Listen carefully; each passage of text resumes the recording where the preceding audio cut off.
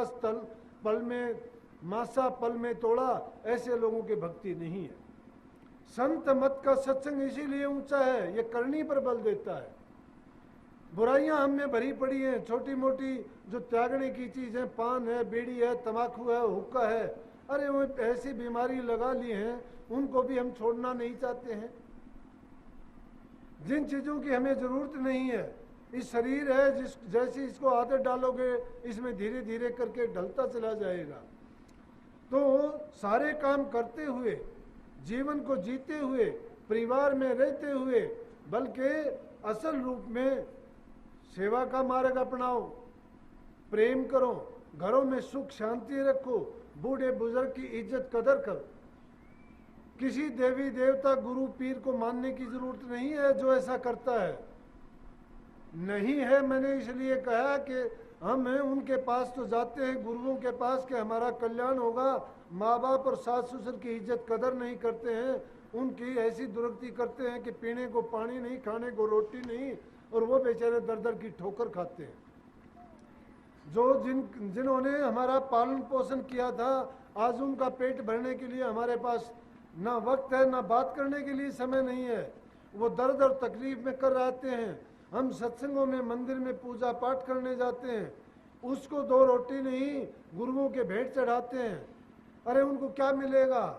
अगर असल में कुछ लेना चाहते हो, प्राप्त करना चाहते हो, तो क्या बात है कि एक आदमी हज करने को चला, जब हज करने को मक्का के लिए चलने लगा, खर्चा भी थोड़ा था उसके पास, चलते चलते क्या हुआ कि रास्ते में देखा एक घायल अवस्था में कुत्ता पड़ा है।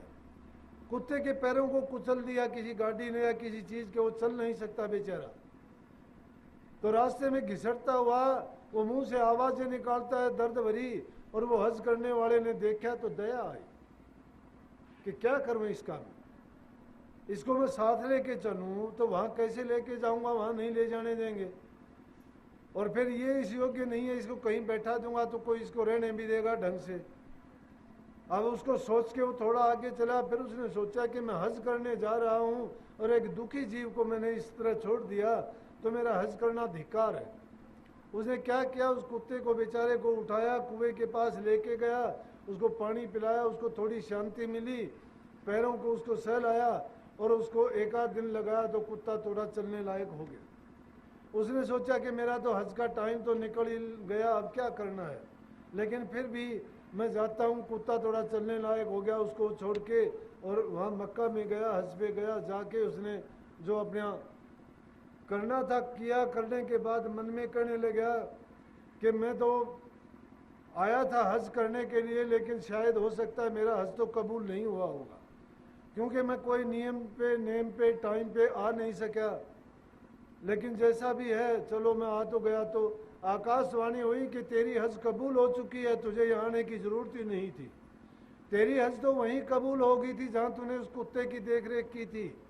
अरे प्रेमियों, वो तो एक कुत्ता दूसरा जीव है, जिससे हमारा शरीर बना, जिससे हमें सब कुछ मिला, जिससे हम हर चीज़ के योग्य बने। कम से कम उनको तो दुख ना दो, उनको घरों में रखो, प्यार दो, उनसे दो मीठे वचन बोल लो, वो किसी चीज़ की ज़रूरत नहीं है उनको। बड़ी जवानी बहुत कमाया, दिन भर धंधा खूब किया, जिनका पालन पोषण करे था तेरे उदर को नहीं भरा, अब तेरे उदर को नहीं भरता है वो। सारी जिंदगी जिसने अपनी जवानी लगाई, अपनी मेहनत लगाई, तुम्हारे लिए झूठ साच बोला उसने, और आज उसकी हालत क्या है। जो इंसान अपने घरों में अपने बूढ़े बुजुर्ग की इज्जत कदर नहीं करता है, मंदिरों में पूजा पाठ करता है, हवन यज्ञ करता है, सत्संगों में जाता है, गुरुओं को भेंट पूजा चढ़ाता है, प्रसाद चढ़ाता है, मैं कहता हूँ कोई फायदा नहीं। अगर सच्ची भक्ति करना चाहते हो तो भक्ति का पहला कदम है कि सच्ची सेवा अपने घर में करो। जो घर में बहू है, बेटी है, बहनों, अपनी सास की और अपने ससुर की सेवा करो। सत्संगों में तभी आपको फायदा मिलेगा जब उनकी सेवा करके आओगे, वो खुश होकर ही आपको कहेंगे जाओ बेटी आज सत्संग है, तू सत्संग में जा, हम अपना काम कर लेंगे। क्योंकि जब रोजाना उनकी सेवा करते हो, प्यार, एक तो तुम्हें आशीर्वाद मिलेगा माँ बाप का, अरे वो जिंदा मूर्त हैं, घर का शंकर मरे प्यासा, बाहर करे जल धारा, ऐसा पुत्र नरका वासी महादुष्ट हत्यारा। घर के शंकर पार्वती तो भूखे मरते हैं, प्यासे मरते हैं, और तुम मंदिरों के शंकर पार्वती पर जाके पानी ढोलते हो, व्रत करते हो और प्रसाद चढ़ाते हो, कभी सुख शांति नहीं मिल सकती। भक्ति का सही प्रारूप अगर समझना चाहते हो तो पहला है सेवा, दूसरा है प्रेम, और तीसरा है त्याग, और चौथा है तप। तो इसलिए उसमें जो कहा कि भक्ति, ज्ञान, वैराग और योग, ये चारों चीजें ही मिल जाएंगी। उस अमीर रस को अगर आप हासिल कर लोगे तो धर्म, अर्थ, काम, मोक्ष, ये चारों पद एक ही चीज में मिल जाएंगी। वो अमीर रस सच्चा ये है, एक एक चीज को हासिल करने की जरूरत नहीं है, लेकिन धर्म को निभाओ, अर्थ को नेक काम में लगाओ। धन दौलत को कहते हैं अर्थ। तुम क्या करोगे धन जोड़ के? अगर जरूरत से ज्यादा है तो अच्छे काम में लगने वाला नहीं है। उसको नेक काम में लगाओ, पुण्य में लगाओ, भूखे गरीब को दो, किसी अनाथ को दो, जिसके काम आ सके उसको दो, जरूरत से ज्यादा है उसको दो।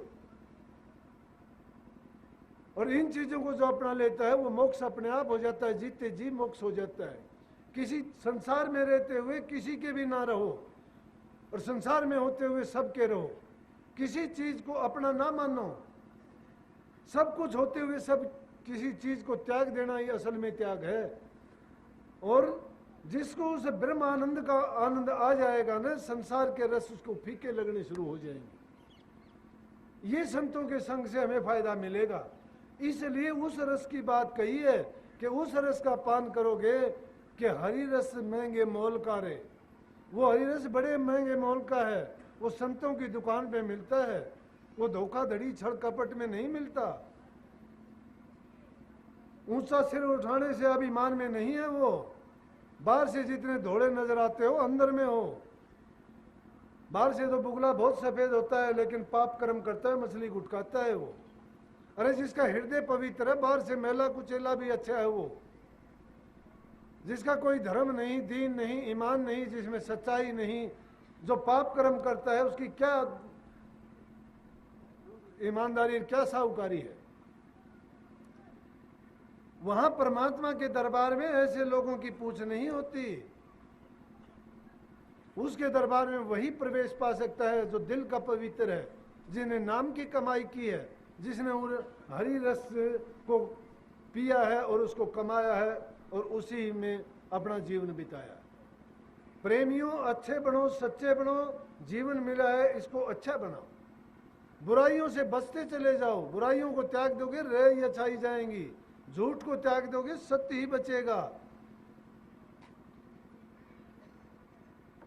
तो हमने अपने गुरु महाराज से जो शिक्षा पाई है, मेरे अंदर कहने की सामर्थ्य नहीं है, ना बुद्धि है, ना समझ है, ना अकल है, बेवकूफ। लेकिन गुरु के चरणों की धूल, गुरु के संग में रह के जो गुरु से हमने दीक्षा ली, गुरु महाराज ने कृपा की, उनका ऋण अगर लाखों जन्म मिले तो भी नहीं उतार सकते। क्योंकि हम तो संसारी वो जीव थे जो हर प्रकार के विकारों में पड़े हुए थे, लेकिन गुरु महाराज की मेहर की दृष्टि हुई, उन्होंने उन बुराइयों से बचा दिया, और बुराइयों से बचा के इसे लायक बना दिया कि इसी जीवन में हमें ये पता लग गया कि इस जीवन का महत्व क्या है और इस जीवन के बाद क्या होगा। नहीं आएंगे संसार में, गुरु महाराज ने उसका पहले ही साफ कर दिया काम। सबका ऐसे ही हो जाता है, वो अमरत्व का टोकन दे देते हैं, लेकिन जो गुरु का होता है उसको देते हैं। लेकिन कोई कहता है कि भाई मैं तो कर्म तो गंदे गंदे करता रहे, गीत गुरुओं के गाता रहे, नरकों में जाएगा, कुंभी नरकों में जाएगा। गुरु हत्यारा है, वो पापों से नहीं बचता। जो गुरु के वचन को नहीं मानता, गुरु की शरण लेके जो गुरु के वचन को तोड़ता है, उससे बड़ा जुल्मी संसार में कोई नहीं है। गऊ का हत्यारा बख्शा जाएगा, गुरु हत्यारा नहीं बख्शा जाएगा। जो गुरु के वचन की अनुपालना नहीं करता है उसको बड़ा दोष लगता है। इस जन्म में वो खुश हो लेगा, कुछ भी हो लेगा, मान लेंगे, लेकिन आगे के जन्मों के लिए आस छोड़ देना। आगे के जन्म उसके बहुत बुरे होने हैं, उनको बड़े कष्ट होंगे। कोटी कंगले भिखारियों को देखा करो, उनकी क्या हालत है। उन्होंने खोटे कर्म किए हुए, इसलिए उनकी ये हालत है।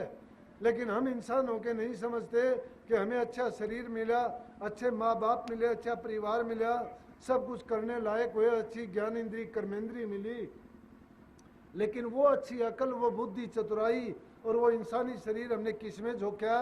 पाप कर्म में, बुराई करने में, नरकों में अपना रिजर्वेशन करवाई हमने और कुछ नहीं करवाया। इंसान का चोला लेके जो इंसान ये नहीं जानता है, नहीं समझता है और फिर भी अपने जीवन को ऊंचा नहीं उठाता है, तो मैं कहता हूँ वो अभागा, भटका हुआ और कर्म का मारा हुआ और सबसे बड़ा गुनहगार है, उसका गुनाह नहीं बख्शा जाए। तो प्रेमियों सदगुरु महाराज से मेरी तो यही अर्ज होती है कि जो जीव सत्संगों में सच्चे मन से आए कि सदगुरु महाराज हम सबका कल्याण करना, सुख देना, शांति देना, उनका सबका कल्याण हो और वो सुखी जीवन बिताएं। सबको राधा